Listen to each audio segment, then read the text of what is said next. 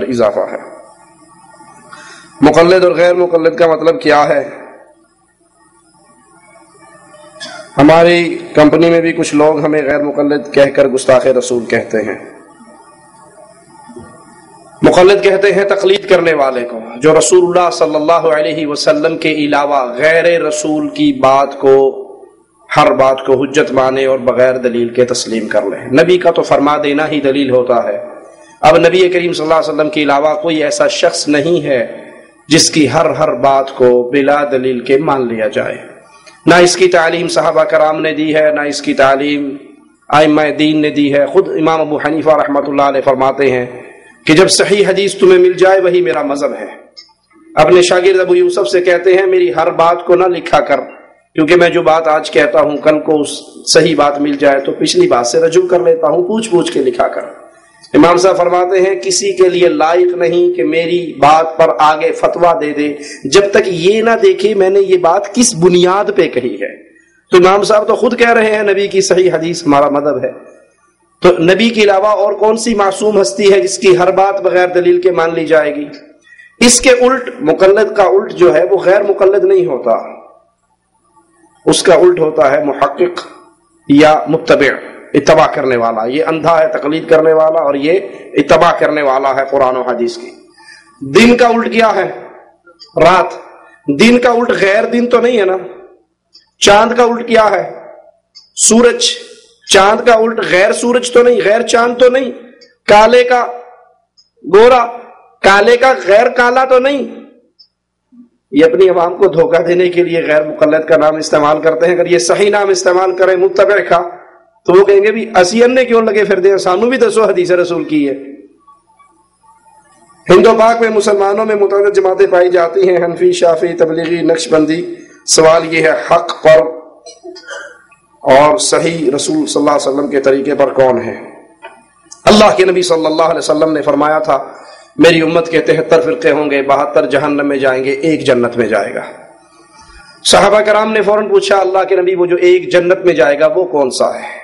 آپ نے ایک قانون دے دیا، ایک ترازو دے دیا اس ایک کو جاننے کے لیے، اور وہ کیا ہے؟ ما انا علیہ واصحابی اليوم، آج جس پر میں اور میرے صحابہ ہیں یہ جنت میں جانے والے ہیں۔ میں آپ سے پوچھتا ہوں صحابہ میں کون کون نقش بندی تھا؟ ابو بکر رضوی تھے، نوری تھے، سہروردی تھے، قادری تھے، چشتی تھے، کیا وہ محمدی نہیں تھے؟ کیا وہ حکم مصطفیٰ کے سامنے گردن جھکانے والے نہیں تھے؟ آج کوئی تو اپنے آپ کو جنت میں جانے والا کہلاتا ہے اور وہ درباروں کی پوجا کر رہا ہے، قبروں کی پوجا کر رہا ہے، قبروں کا طواف کر رہا ہے۔ کیا میرے نبی صلی اللہ علیہ وسلم نے سیدہ خدیجہ کی وفات پہ ان کی قبر کو پکا بنایا تھا؟ پکا بنایا تو پکی قبروں والوں کے پاس چلے جاؤ۔ کیا مصطفیٰ علیہ صلاۃ والسلام نے ان کی قبر پہ قبے بنائے تھے؟ قبے بنائے تھے تو تم بھی بنا لو۔ کیا وہاں پہ لکی رانی سرکس لگی تھی، عرس ہوا تھا، میلہ لگا تھا، ڈھول بجے تھے، قوالیاں ہوئی تھی؟ تو ترازو ہے، جو صحابہ کرام تھے تم اس پر آ جاؤ۔ صحابہ کرام کیا تھے؟ قرآن و حدیث کو ماننے والے۔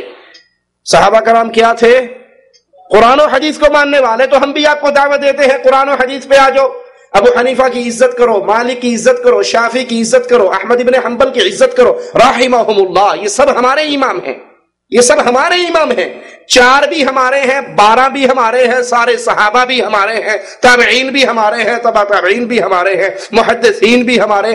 ہم سب کا احترام کرتے ہیں احترام مصطفیٰ کے بعد۔ نہ 4 اماموں کو گالی دینا جائز ہے، نہ 12 اماموں کو گالی دینا جائز ہے، نہ اولیاء اللہ کو گالی دینا جائز ہے۔ ان کو گالی دینا جائز نہیں ہے۔ یہ تو مصطفیٰ کے آنگن کے پھول ہیں میرے نبی کے صحابہ، اور صحابہ کے پھول ہیں ان کے تابعین اور تبع تابعین اور محدثین۔ جس سے بھی مصطفیٰ کی بات مل جائے سینے سے لگا لو۔ یاد ہے ابو ہریرہ پہرے پہ کھڑے تھے، چوری کرنے والا چور آیا تھا، پکڑ لیا تھا، تیسری بار آیت الکرسی سکھا کے گیا تھا۔ کون تھا جی؟ شیطان کی بات بھی اگر مہر لگوا کے لے آئے تو اس کی مان لیتے ہیں، کسی اور کی کیوں نہ مانیں گے؟ اگر کسی فرد واحد کی بات ماننی ہے کہ صرف اس کا ہر جملہ ہمارے لیے دلیل ہے، وہ آمنہ کا لال محمد الرسول اللہ ہے صلی اللہ علیہ وسلم۔ اس لیے امام احمد ابن حنبل اس ایک جماعت جو جنت میں جانے والی ہے اس کا ذکر کر کے کہتے ہیں اگر یہ جنت میں جانے والے اہل الحدیث نہیں ہیں تو پھر میں نہیں جانتا کہ جنت میں جائے گا کون. تو قرآن اور حدیث پر چلنے والے اہل الحدیث ہے، اہل السنہ والجماع ہیں. اس مذہب پر آ جائیے، جو قرآن سے ملے جو حدیث سے ملے اس کو سینے سے لگا لیجئے، اور جو بعد میں بنے ہیں جن کے 100 سالہ جشن ہوئے ہیں وہ سب میڈ ان انڈیا پاکستان ہیں، ان کو چھوڑ دیجئے، مصطفیٰ سے دامن لگا لیجئے. ہر ایک یہی دعویٰ کرتا ہے کہ ہم قرآن و حدیث سے فیصلہ لیتے ہیں. سوال یہ پیدا ہوتا ہے قرآن و حدیث کے سمجھنے کے لیے کسوٹی کیا ہے؟ قرآن و حدیث کو سمجھنے کے لیے کسوٹی صحابہ کرام ہے. اگر تم ایمان لاؤ جیسے مصطفیٰ کے صحابہ ایمان لائے فقط اہتدوا، پھر تم ہدایت پاؤ گے. اگر سب یہی کہ ہم قرآن و حدیث پہ ہیں تو ہم سوال کریں گے پھر مصطفیٰ کے بعد تمہیں کسی اور کی ضرورت کیوں پیش آئی؟ کسی اور کے دامن سے کیوں لگے؟ کسی اور کی ہر بات کو اپنے لیے حرف آخر کیوں مانا؟ دارالعلوم دیوبند سے ایک رسالہ نکلتا ہے، اس رسالے کا نام تجلی ہے، میرے پاس موجود ہے. سوال کرنے والا اس میں سوال کرتا ہے. سوال یہ کرتا ہے کہ ہمیں 12 سال کے بچے نے تراویح کی نماز پڑھائی، مفتی صاحب بتائیے کیا ہماری نماز اس چھوٹے بچے کے پیچھے ہو گئی؟ جواب قرآن و حدیث کی روشنی میں دینا. مفتی صاحب جواب دیتے ہیں. جواب دینے کے بعد کہتے ہیں اب چند سطریں تمہاری اس ڈیمانڈ پر بھی لکھوں جو اکثر سوال کرنے والے ڈیمانڈ کرتے ہیں کہ جواب قرآن و حدیث سے چاہیے. اصل میں یہ قاعدے اور قانون کی ناواقفیت کی بنا پر یہ پوچھتے ہیں کہ ہمیں قرآن و حدیث سے جواب چاہیے. ہمارے لیے دلیل قرآن و حدیث نہیں، امام صاحب کے اقوال ہیں. آپ کے پاس ترازو ہے، جو حدیث رسول کے آنے کے بعد کہ حدیث تو ٹھیک ہے، اصول کرخی عبید اللہ بن دلال بن حسین الکرخی الحنفی کی کتاب جو فقہ حنفی کے اصول کے اندر معروف کتاب ہے، اس میں یہ اصول بیان کیا گیا ہے اگر قرآن کی آیت ہمارے امام کے قول کے خلاف آئے، کہنا کیا چاہیے تھا کہ ہمارے امام کی بات قرآن کے خلاف آئے، جیسے امام صاحب نے خود کہا تھا میری بات نبی کے خلاف آئے، میری دیوار میں مارنا، نبی کی سینے سے لگا لینا. لیکن قصور اماموں کا نہیں ہے، قصور تو پیچھے اپنے پیٹ کے جہنم بھرنے والوں، جماعتیں بنانے والوں کا ہے. وہ کہتے ہیں اگر قرآن کی آیت ہمارے امام کے قول کے خلاف ہے، اس آیت کی کوئی جگاڑ لگانے کی کوشش کریں گے، اور اگر اس کو جگاڑ نہ لگا سکے تو کہہ دیں گے کہ یہ تو منسوخ ہو چکی ہے. رسول کی حدیث آئے ہمارے امام کے قول کے خلاف ہو، اس کی تعویل کرنے کی کوشش کریں گے، نہ کر سکے تو اس کو مردود کہہ دیں گے. اسی طرح صحابی کا اثر آئے گا تو اس کو بھی مردود کہہ دیں گے اگر امام کے قول کے خلاف آیا. خود بدلتے نہیں، قرآن کو بدل دیتے ہیں. غلامی میں بدل جاتا ہے قوموں کا ضمیر. آپ نے پرکھنا ہے تو آئیے اہل حدیث کے پاس آئیے، قرآن اور حدیث. میں آپ سے سوال کرتا ہوں، آٹا لینے کے لیے کبھی ڈاکٹر کی دکان پہ گئے ہو؟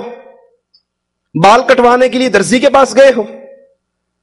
اتنی عقل ہے سبزی لینے کے لیے کبھی موچی کے پاس نہیں جاتے؟ یہ ساری باتیں آتی ہیں.